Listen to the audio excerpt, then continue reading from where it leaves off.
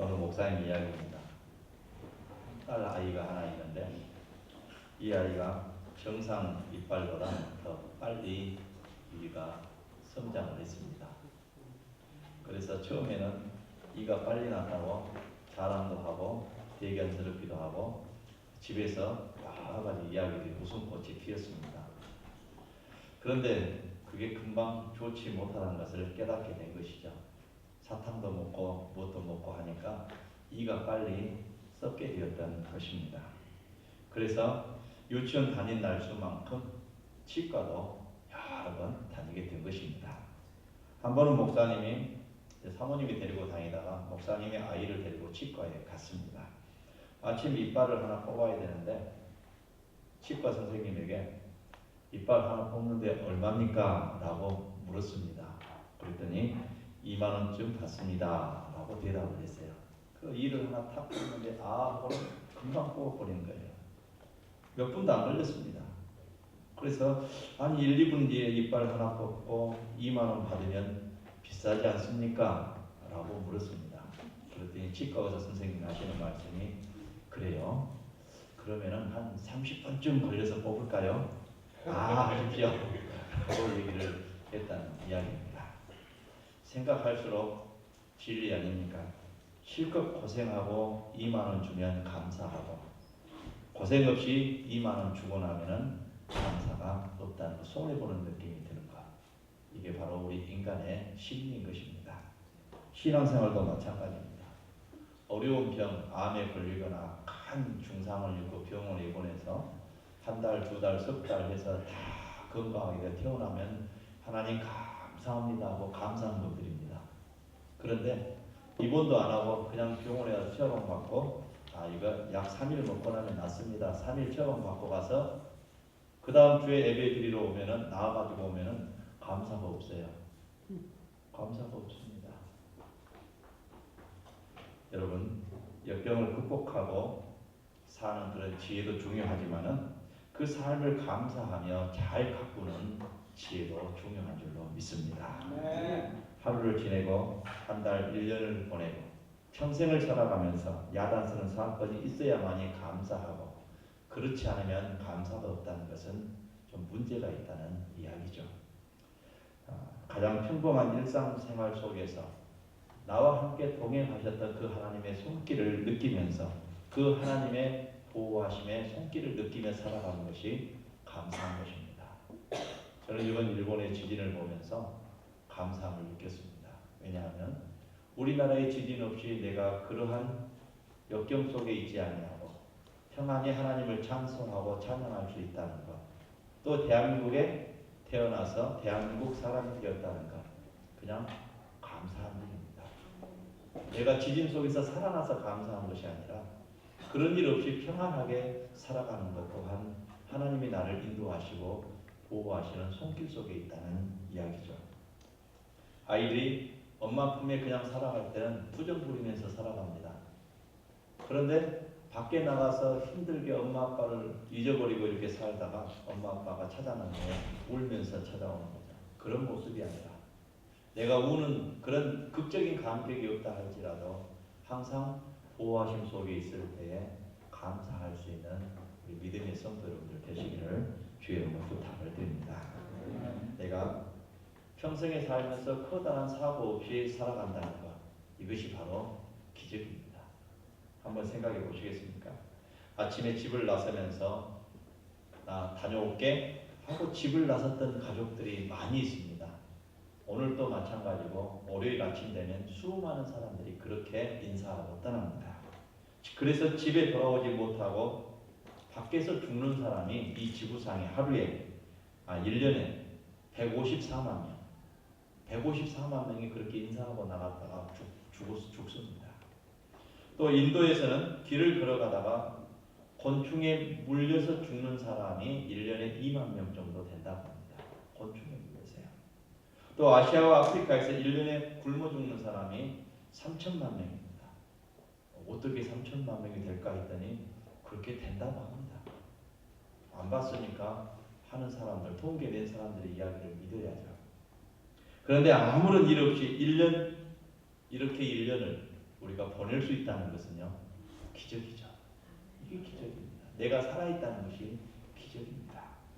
한 사람의 한 평생의 삶을 일생이라고 얘기합니다. 이건 뭐냐면 한 번밖에 주어지지 않는다는 말씀이죠. 여기에 시행착오도, 여기에는 연습도 있을 수가 없습니다. 잘 살아야 됩니다. 우리 성도 여러분들 잘 사시기 바랍니다. 잘 살아야 돼요.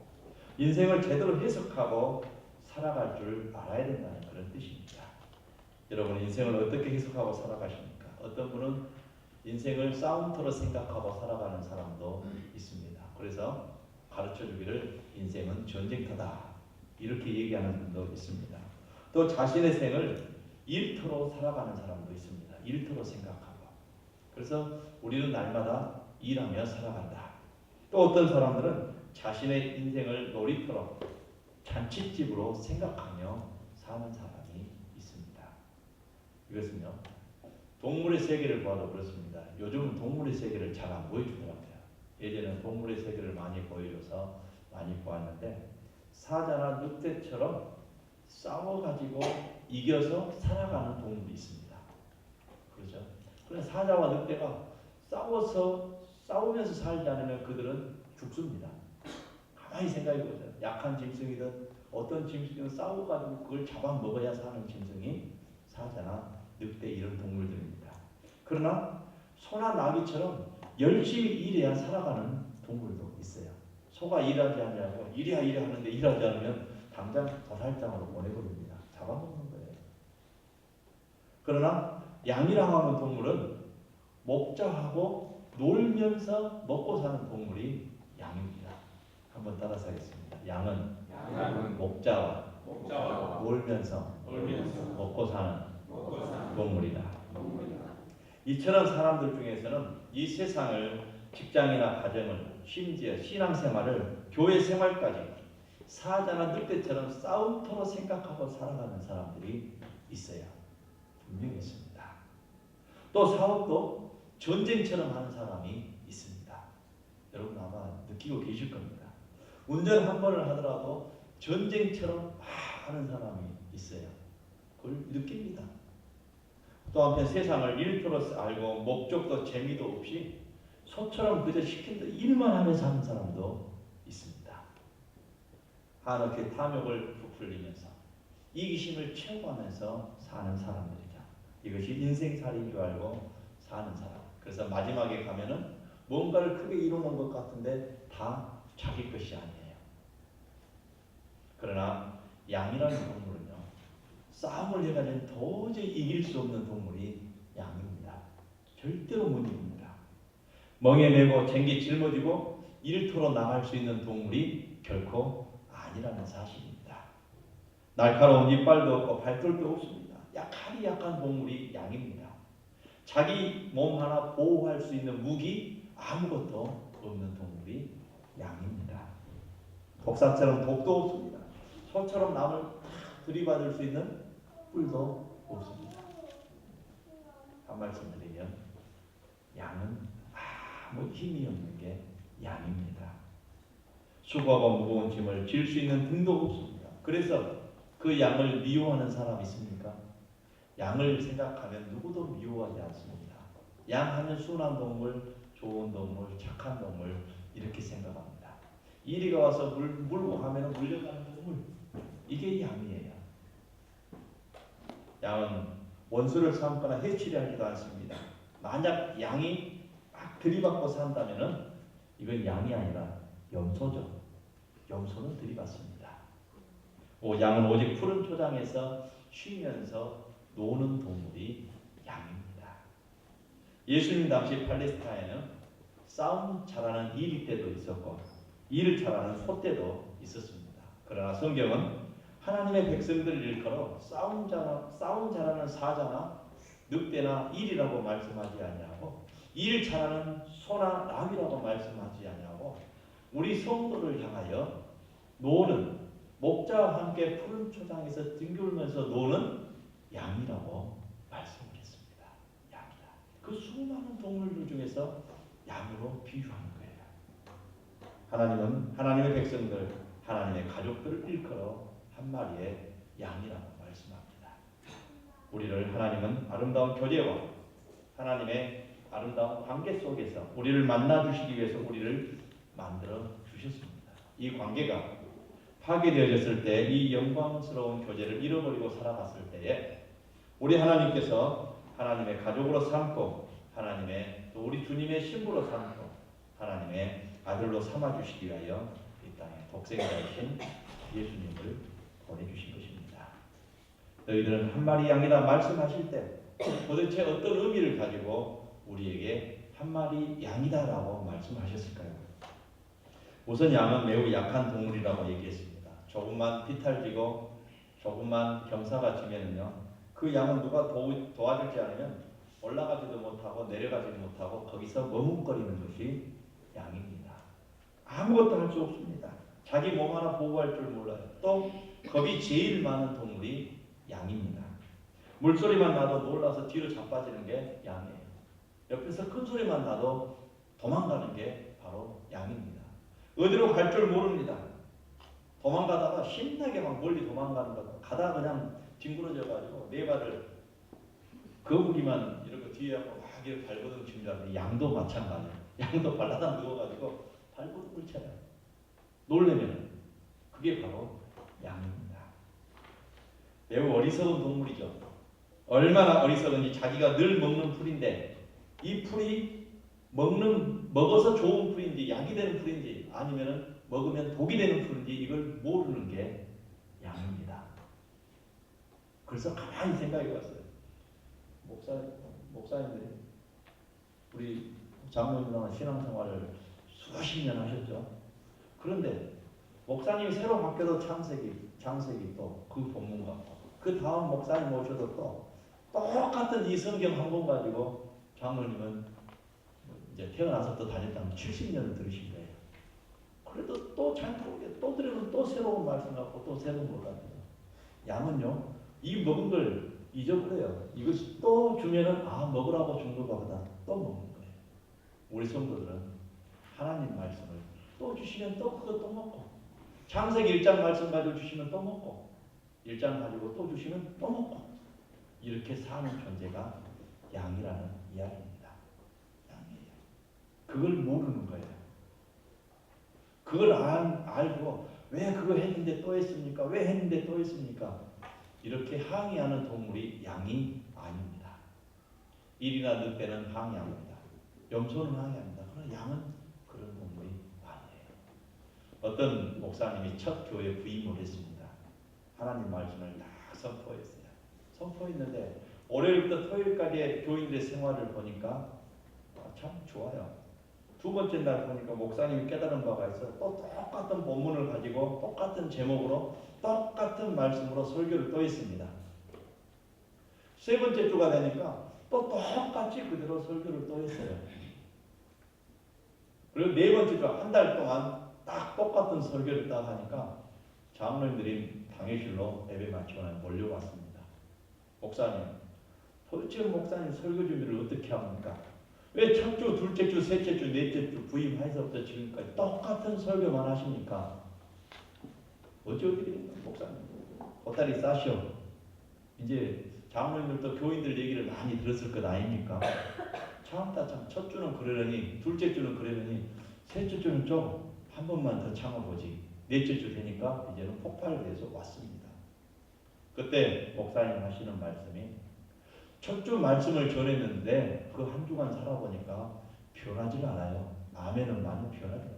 안 되겠다. 두 번째도 똑같은 말씀으로 또 준비를 했다. 그리고 둘째 주가 지나도 말씀이 들려주지가 않고 생활하면 안 돼요. 세 번째 주가 돼도 그렇고 그래서 이번 주, 네 번째 주까지 그렇게 했습니다. 말씀을 들었으면 들은 대로 실천해야 되지 않겠습니까? 라면서요. 그때 장로님들이 그때야 깨닫고 자신들의 잘못을 회개하고 그렇고 나니까 성도들 앞에서 장로님이 직접 나오셔서 회개하고 서로 성도들에게 얘기하면서 우리가 전부 신앙생활을 제대로 해야 되겠습니다. 말씀을 들은 대로 실천하면서 합시다. 그러면서 교회가 부흥이 됐다고 합니다. 회개하는 데서부터 부흥은 시작. 시작되는 줄로 믿습니다. 양은 말씀을 먹어야 돼요. 이 풀을 먹는데 양은 사실은 이게 독초인지 아닌지 몰라요. 그래서 이단으로 빠진 사람들이 안 믿는 사람이 빠지는 것이 아니라 믿는 사람이 다 이단으로 100%입니다. 안 믿는 사람을 데려다가 우리 이 교리를 믿으시지 않은 그 사람은 절대 안 믿어요. 혹시 좀 사람 도움을 필요해서 이렇게 가는 사람이 있을지 몰라도 안 믿습니다. 그러나 믿는 사람 중에서 이단으로 100%다 빠져요. 이건 뭐냐면 양이기 때문에 독초인지 아닌지 구분이 안 되는 거예요. 여러분, 세상을 잔치집으로 살아가는 사람, 놀이터로 살아가는 사람, 노래하는 집으로 살아가는 사람, 어떻게 살아갈 수 있습니까? 여호와는 나의 목자시기 때문에, 여호와는 내게 부족함이 없기 때문에 이렇게 살아갈 수 있는 것입니다. 세상 살다 보면 부족한 게 많아요. 영적인 지혜가 얼마나 부족한지 미련하기 짝이 없을 때가 많이 있습니다. 잘난 사람, 똑똑한 사람 많은데 아는 것도 없어요. 지식도 모자랍니다. 하고 싶은 일 많은데 왜 그렇게 환경이 따라주지 않아서 모자라는지 알 수가 없습니다. 나는 갈 길 모르니 주여 인도하소서. 우리 찬송이죠. 어디 가야 좋을지 나를 인도하소서. 어디 아무것도 모르니 나를 가르치소서. 어찌 해야 좋을지 나를 가르치소서. 이 찬송이 있습니다. 이것이 이 험한 세상을 살아가는 우리 진실한 사람들의 고백이 아니겠습니까? 그러나 목자를 가지고 있는 양은 알고 있습니다. 나는 약하지만 우리의 목자는 강하시다. 나는 미련하지만 우리의 목자는 지혜로우시다. 나는 가난하고 부족한 투성이지만 나의 목자 되시는 우리 주님은 풍성하시고 풍요로우신 목자시다. 양은 알고 있습니다. 여호와는 나의 목자시니 내게 부족함이 없으리로다. 이 고백이 노래와 선언이 가능해지게 되는 것입니다. 얼마나 풍성한 축복의 노래인지 알 수가 없습니다. 지금까지 부족함 때문에 울고 살아오신 분 계십니까? 내 힘으로 이러지도 못하고 저러지도 못하는 난관에 부딪힌 그 누구에게도 얼굴조차 들기 어려운 그런 상황에 처할 때도 아마 있었을 것입니다. 여호와는 나의 목자가 되신 줄로 믿습니다. 한번 해보실까요? 여호와는 나의 목자십니다. 할렐루야. 이 아침 고백할 수 있는 복된 말씀이 또 복된 시간이 되시기를 주님의 이름으로 축원해 드립니다. 이 말씀을 듣는 자들에게 능력이 되지만은 이 말씀을 믿지 못하는 사람들에게는 미련한 말이 됩니다. 미련한 말이 되는 거예요. 이 고백이 있은 다음에 비로소 놀이터 신앙이 가능해지는 것입니다. 여호와는 나의 목자시니 내게 부족함이 없으리로다. 이 고백이 될 때에 싸움터가 변하여 일터가 되는 것이고 장례식장이 변하여 잔치집이 되는 것입니다. 그래서 그는 절로 노래하게 되는 거죠. 주 안에 있는 나에게 딴 근심이 있으랴. 십자가 밑에 나아가 내 짐을 풀었네. 전날의 한숨 변하여 내 노래 되었네. 찬송할 수 있는 것입니다. 선언합니다. 그가 나를 푸른 밭에 누이시며 쉴만한 물가로 인도하시는도다. 함께 해볼까요? 시작. 그가 나를 푸른 풀밭에 누이시며 쉴만한 물가로 인도하시는도다. 이렇게 선언할 수 있는 거예요. 목자 되신 그분은 우리를 눕게 하시고 쉬게 하시는 분입니다. 이 땅을 놀이터로 만들기 위해서 우리는 양떼를 돌보는 목자 일과를 한번 생각해 보셔야 돼요. 이른 새벽 양떼를 몰아 초장에서 풀을 뜯게 합니다. 새벽에 일어나서 새벽기도부터 시작해서 이렇게 가는 거예요. 그러다가 한낮이 되면 태양이 내릴 때입니다. 그럼 양을 어디로 데리고 가야 됩니까? 쉴 만한 물가로 인도해야 돼요. 피곤과 갈증을 느끼게 되기 때문에. 그리고 나서 그늘진 푸른 목장으로 인도해서 편히 쉬게 하면서 물도 먹고 풀도 먹은 뒤에는 되새김질 할 수 있도록 누워있게끔 만드는 것입니다. 그러다가 선날 오후가 되면 또다시 물가로 인도합니다. 그리고 초장에서 풀을 뜯게 만듭니다. 양은 본래 겁이 많은 동물이고 수영은 100% 불가능합니다. 수영할 수 없어요. 그래서 가파른 계곡에서 물을 마실 수가 없습니다. 그래서 어디로 갑니까? 잔잔한 시냇가로 인도해 주는 것이죠. 이처럼 목자와 양은 푸른 초장에서 놀고 잔잔한 물가에서 쉬는 것입니다. 세상 사람들이 나는 줄여 죽는구나 이렇게 말합니다.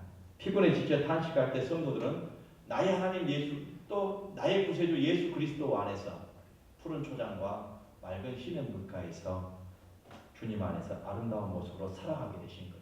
그러면서 너의 모든 쓸 것을 내가 채우리라 말씀하시는 겁니다. 또 젊은 사자는 궁핍하여 줄일지라도 여호와를 찾는 모든 자에게는 모든 좋은 것에 부족함이 없으리로다. 시편 34편처럼 선언하게 되는 것입니다. 놀이터 신앙은 내게 부족함이 없다는 삶의 경지에서만 가능한 것이죠.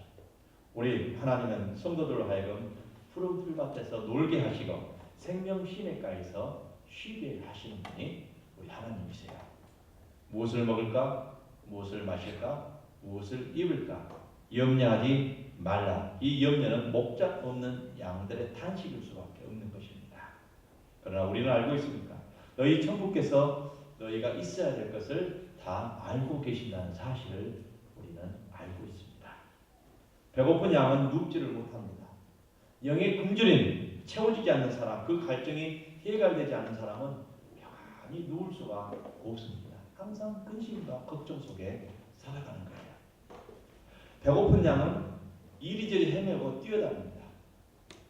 헤매고 뛰어다녀요. 쉴 수가 없습니다. 신령한 양식에 배부르다는 이 고백이 없은 거예요. 그러나 신령한 양식에 배부름이 있는 그 고백이 있을 때 비로소 안식을 찾을 수 있는 동물이 양입니다. 피곤한 양, 고달픈 양, 쇠파리 때 시달리는 이 양은 눕지도 못하고 놀지도 못한 것이죠. 길 잃은 양은 결코 쉬지를 못합니다. 하늘에 부유하신 주님 되시는 그분을 아버지로 모시고 살아가는 사람들. 내가 온 것은 양으로 생명을 얻게 하고 더 풍성히 얻게 하려는 것이라. 풍요의 주인이신 예수 그리스도를 통하여 살아가는 사람들, 성령의 능력 가운데 살아가는 사람만이 고백할 수 있는 신령한 고백이 아니겠습니까?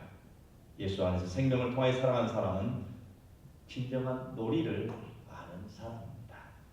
이 말씀을 준비하면서 곰곰이 생각해 보니까 저도 많이 힘든 일도 많이 있었지만 참으로 행복한 사람이다 라고 생각하고 싶습니다.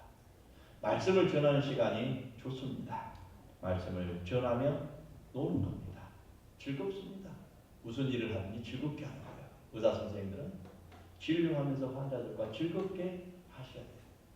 그때 환자들도 즐거워집니다. 아, 이분은 참 편안한 선생님이시구나. 그렇지 않으면 안 돼요. 모두 마찬가지. 내가 삶의 일터에서 공장에서 일할 때도 즐겁게 일하는 거예요. 그러면 그 일터가 기쁨의 일터가 되고 즐거운 일터가 되는 것입니다. 성령과 놀고 저는 우리 교인들과 함께 노는 겁니다. 애매도 노는 것이에요. 아버지가 계십니다. 아버지 앞에서 자녀들이 즐겁게 놉니다. 우애하며 놉니다. 재밌게 놉니다. 아버지는 아무 말씀 안 하세요. 그것 보고 너무너무 좋아요. 할아버지 할머니가 손자 손녀들 보면요 즐거워합니다. 왜요? 즐겁게 노니까. 그러나 싸우면서 놀아보세요. 아버지 어머니 마음, 할아버지 할머니 마음 불편합니다. 하나님 아버지 마음도 마찬가지죠. 우리가 싸우면서 놀면은 불편해요. 불편합니다. 그런 것처럼 우리는 즐겁게 노는 법을 배워야 됩니다. 공부도 놀면서 하는 거예요. 공부도 즐겁게 해야 돼요. 그래야 재밌습니다. 우리가 이 신앙생활을 할 때 즐겁게 노는 법을 배우면서 그 즐겁게 노는 신앙을 가져야 되는 것입니다. 양들이 재미있게 놀면 목자는 얼마나 행복한지 모릅니다. 너무너무 행복해요. 여러분들이 재미있게 놀면 여기에 있는 이 목사는 너무너무 행복합니다. 그러나 재미있지 못하면 불편할 수밖에 없는 것이죠. 우리가 신앙 안에서 신앙생활 가운데 행복한 신앙생활과 행복한 놀이와 그리고 행복한 잔치를 하면서 살아가면 우리 하나님, 우리 주님 안에서 얼마나 기쁘고 즐거운지 모릅니다. 지난주에 우리 성도들 30여 명의 볼링장에 다녀왔습니다. 우리 성도들이 얼마나 행복해하는지 알 수가 없어요. 또 우리 이승기 집사님 영상으로 우리 새성 카페 한번 들어가 보십시오. 네이버에서 새성 교회 딱 치면은 인터넷에 나오죠. 너무너무 영상을 멋지게 감동스럽게 영상을 만들어 놓으셨더라고요. 저는 또 그 모습을 보니 얼마나 행복한지 아직도 그 여운이 부릅니다. 우리 다음에 가을에 한 번 또 갈 때는 2배 이상의 성도들이 갈 수 있기를 주의 이름으로 축원해 드립니다. 그런데 문제는 그렇게 사는데 목자와 함께 사는 양도 어떤 때는 때가 묻어지고 더러워질 때가 있다는 사실입니다. 성도들은 때로 실족하여 넘어질 때가 있습니다. 그 노래가 3절에 나오는 내용이에요. 내 영혼을 소생시키시고 자기 이름을 위하여 의의 길로 인도하신도다. 이 본문의 배경이 있습니다. 일찍이 다하신 하나님의 마음에 들어서 왕으로 기름 부음을 받습니다. 예수 그리스도 하나님의 이름의 능력으로 적장 골리앗을 무너뜨립니다. 사울은 천천히요, 다윗은 만만히요. 시기심을 얻어서 이것저것 이방 땅으로 도망을 다니게 되죠. 급기야 그는 임금이 되는데 가는 곳곳마다 승승장구합니다. 적을 무찌르고 나라가 태평성대가 되었습니다. 40년을 다스립니다. 이제는 하나님 없이도 살 수 있는 그런 상황이 되어버렸어요. 너무 평안하니까. 하나님이 눈에 보이지 않던 바로 그 시점에 다윗의 눈에 이상한 장면이 들어옵니다. 하나님 품 대신 엉뚱한 품을 찾아서 안식을 구하려고 합니다. 남의 여자가 또 눈에 들어오기 시작을 해요. 그러나 거기에 안식도 놀이도 기쁨도 평안도 없었습니다. 죄짓고 나니까 갈등이 있었고 고통이 있었고 번민뿐이었다는 사실입니다. 다윗이 이제는 영원한 멸망이나 이렇게 낙심하고 있을 때에 다시 하나님의 손길이 선지자를 통하여서 찾아옵니다. 다윗은 이 기분 나쁘게 화가 나서 나단 선지자를 죽일 수도 있었지만 다윗이 얼마나 겸손한 사람이었습니까? 하나님의 사람이었습니까? 자기의 죄를 깨닫고 자기의 삶은 변질되었지만 내 사랑은 변질되었지만 하나님은 나를 아직도 사랑하고 계시구나. 하나님의 사랑은 변질되지 않았구나. 이것을 깨닫고 철저히 회개하면서 그래서 그가 나를 내 영혼을 소생시키는도다 찬송할 수 있었던 것입니다. 다윗의 영혼이 소생된 줄로 믿습니다. 네. 하나님만이 때 묻은 내 영혼을 깨끗하게 해주시는구나. 그걸 다윗은 깨닫게 된 것이죠. 자기 이름을 위하여 나를 의의 길로 인도하신다. 곧 나를 의의 길로 인도하시는 하나님을 믿게 된 것입니다. 저와 여러분도 하나님께서 의를 위하여 의의 길로 인도해 주시는 줄로 믿습니다. 이사야서 40장에 보면 하나님께서 우리를 깨끗하게 해주시는데 나를 위해서도 되지만은 그 본문 말씀에는 하나님 당신 자신을 위하여 우리를 깨끗하게 하신다고 했어요. 왜 하나님 자신을 위해서인 줄 아십니까? 하나님을 찬송할 자는 우리입니다. 더러운 우리가 찬송하면 그것도 기분 나쁜 일이에요. 깨끗한 우리가 찬송을 해야 하나님도 기쁩니다. 우리가 깨끗해져야 깨끗한 찬송을 받기 때문에 하나님 자기를 위하여 우리를 깨끗하게 하시고 의의 길로 인도해 주시는 것입니다. 자기 이름을 위하여 여러분 모두를 의의 길로 또 의인의 길로 성자의 길로 하나님의 영광스러운 가족의 길로 인도해 주시는 줄로 믿습니다. 자기 이름을 위하여 무가치한 나를 소생시키시고 내 이름을 불러주시고 멸망에게서 나를 붙들어 의의 길로 인도하신 우리 주님 믿고 살아가시길 부탁을 드립니다. 목자와 함께 사는 양도 때로는 무서운 일을 당할 수도 있습니다. 교회 생활하면서 어려운 일을 당할 수도 있습니다. 목자와 함께 사는 양도 때로는 상처를 입을 수도 있습니다. 풀을 뜯다가 코를 다치기도 하고 넘어지기도 다리가 부러지기도 합니다. 이리 밀리고 저리 밀릴 수도 있어요. 어떤 양이 와서 나를 탁 옆으로 밀 때가 있어요. 그래도 푹신한 털로 잘 받아주시길 바랍니다. 잘 받아주셔야 돼요. 괜히 부딪혀가지고 나도 하고 이러다가는 싸움 나요. 푹신한 털이 있으니까 우리가 받아줄 수 있는 여유로 갖고 살아가야 되는 것입니다. 시인은요. 여호와께서 나의 목자가 되시나 이제는 두려워하지 않겠다고 선언합니다. 4절 보니까 내가 사망의 응침한 골짜기로 다닐지라도 해를 두려워하지 않겠습니다. 이 구절은 마지막 숨을 거두는 사람들이 흔히 의미하는 구절입니다. 그러나 본문을 자세히 보면 미래 시제가 아니고 현재입니다. 현재 시제예요. 이 성경 본문이 현재 시제로 되어 있습니다. 다니게 될지라도가 아니라 다닐지라도 분명히 현재 시제입니다. 다닐지라도. 지난날의 고난 가운데 여러분을 건져주셨어요. 내 힘으로 감당할 수 없는 막다른 골목에 부딪혔을 때 새로운 길로 인도해 주셨습니다. 내 힘으로 감당할 수 있는 그런 길, 쩔쩔매고 있을 때 여러분의 손을 붙들어서 도움을 주신 에베네셀의 하나님께서 여기까지 하나님이 여러분을 인도해 주셨습니다. 그래서 나의 나된 것은 하나님의 은혜입니다 라고 고백을 했죠. 우리 그렇게 살아가잖아요. 미래에 어떤 어려움이 부딪힌다 할지라도, 사망의 음침한 골짜기를 헤맨다 할지라도 하나님은 여러분과 함께 주실 줄로 믿습니다. 여러분을 건져서 구원시켜 주실 것입니다. 뿐만 아니라 과거에 살려주셨듯이 미래에도 그렇게 살려주실 것입니다. 그러나 오늘 우리가 살아가는 날마다의 삶 속에서 풍성한 체험을 할 수 있도록 그리스도의 생명을 여러분에게 공급해 주실 것입니다.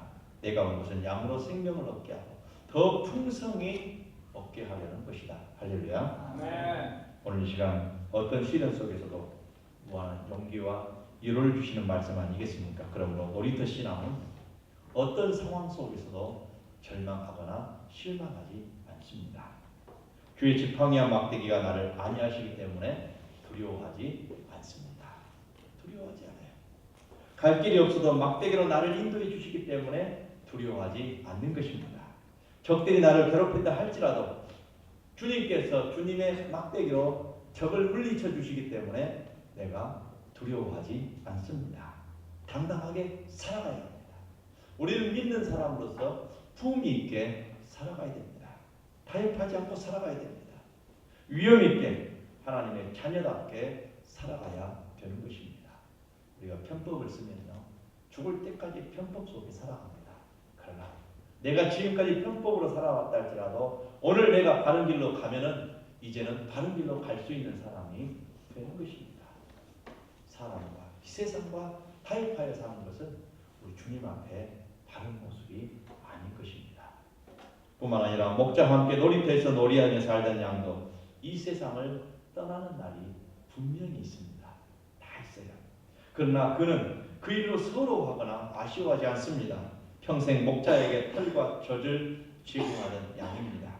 죽음의 순간에도 고기로 자기의 양 껍질로 양피로 목자에게 제물로 거룩한 제물로 드려짐을 행복하게 생각하는 것이 양입니다.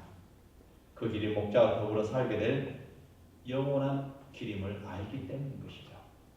내 평생의 선하심과 인자하심은 반드시 나를 따르리니 내가 여호와의 집에 영원히 살리로다. 밤이 되었으나 돌아갈 집이 없는 사람은 불쌍한 사람이죠.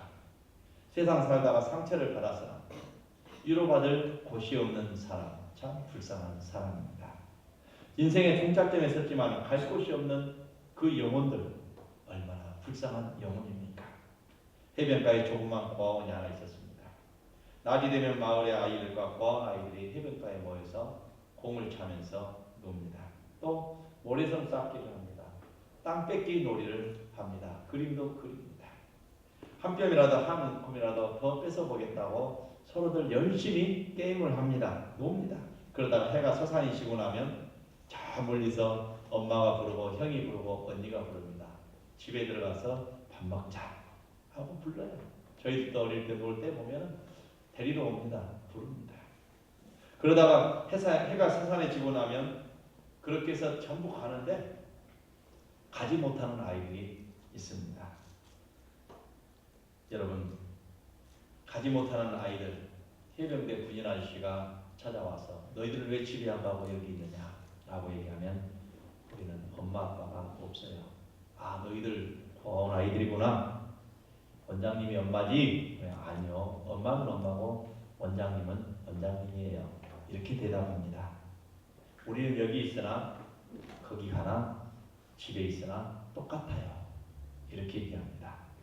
여러분, 이 세상에서 한 뼘이라도 더 찾아보겠다고, 한 움큼이라도 더 쥐어보겠다고 아무도 싸우다가 우리 인생의 땅덩이가 지고 나면은 이 땅에 쌓아왔던 거 발로 쓱쓱 문지르고 바닷물이 들어와서 싹 쥐어버립니다. 아무것도 없습니다. 다 뭉개져 버립니다.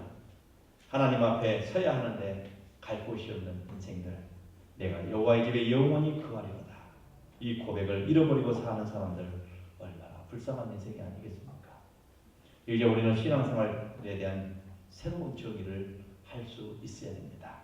이 세상을, 이 교회를, 우리 가정을 싸움터로 만들어서는 안 됩니다. 목적 없는 일터가 되지 말아야 됩니다. 목자 대신 주님을 모시고 주님과 함께 놀이터로 살면서 놀면서 사는, 쉬는 초장이 되고 잔잔한 물가로 살아가는 여러분의 가정과 교회와 일터가 될 수 있기를 부탁을 드립니다.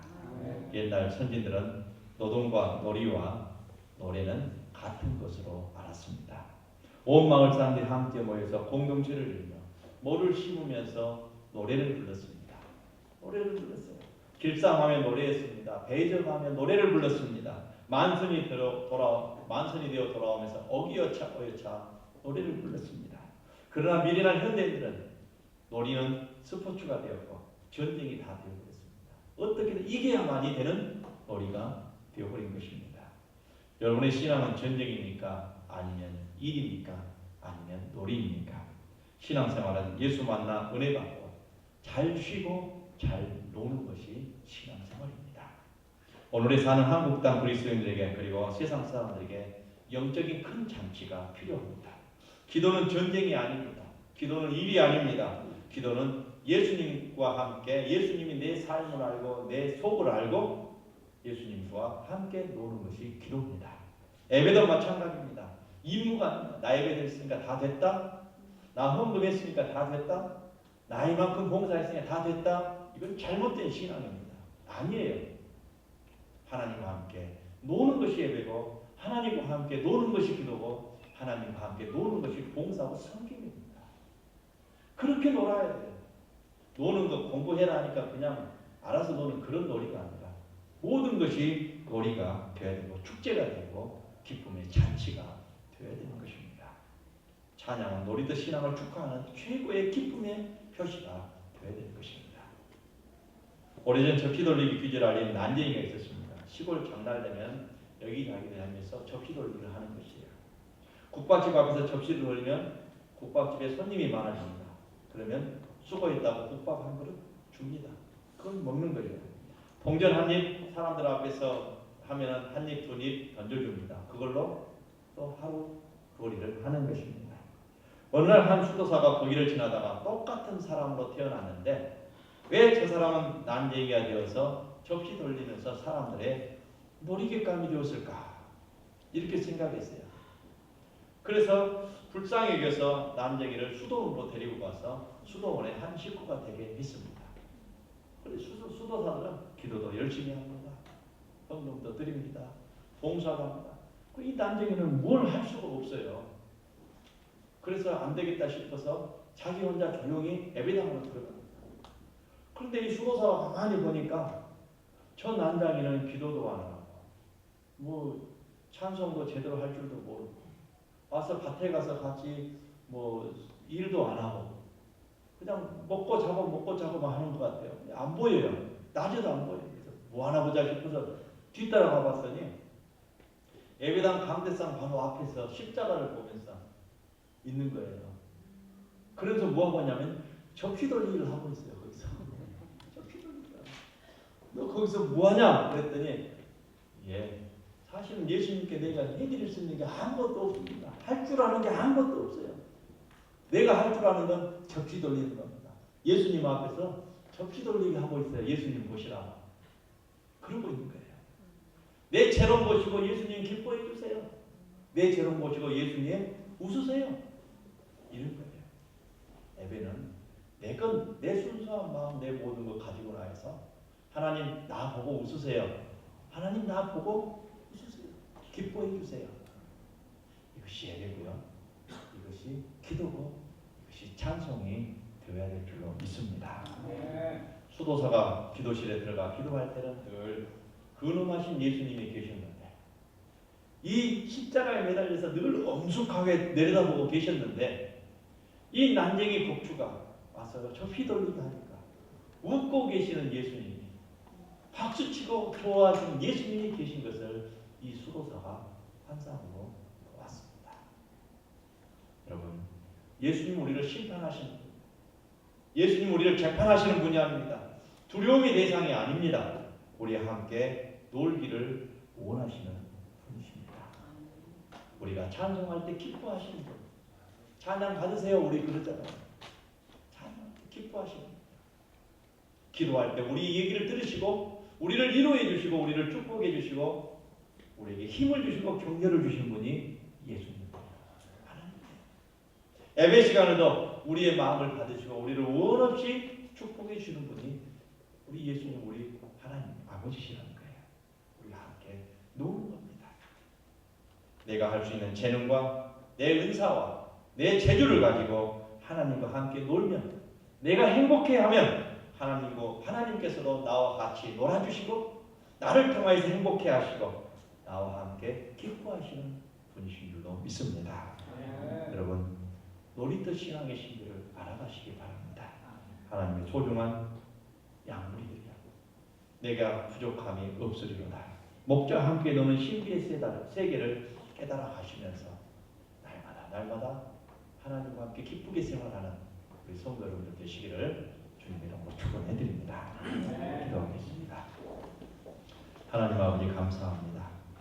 우리 새성교회 모든 성도들 하나님 앞에서 하나님을 기쁘시게 하고 하나님을 즐겁게 하는, 그래서 내게 주신 재능과 은사와 재주를 가지고 하나님께 영광 돌리며 하나님과 함께 놀면 내가 행복해지고 하나님이 나와 함께 놀아주시는 축복의 삶을 살아가는 우리 성도들이 다 되게 하여 주옵소서. 내게 부족함이 없으리로다. 이 고백을 하며 하나님께서 하나님과 함께 동행하며 놀면서 살아가는 이 세계를 깨달아가는 우리 성도들 되게 하여 주옵소서. 예수님의 이름으로 축복하며 기도하옵나이다. 아멘. 여호와는 내게 복을 주시고 너를 지키시기를 원하며 여호와는 그의 얼굴을 내게 비춰사 은혜 베푸시기를 원하며 여호와는 그 얼굴을 내게로 향하여 대사 평강 주시기를 원하노라. 아멘.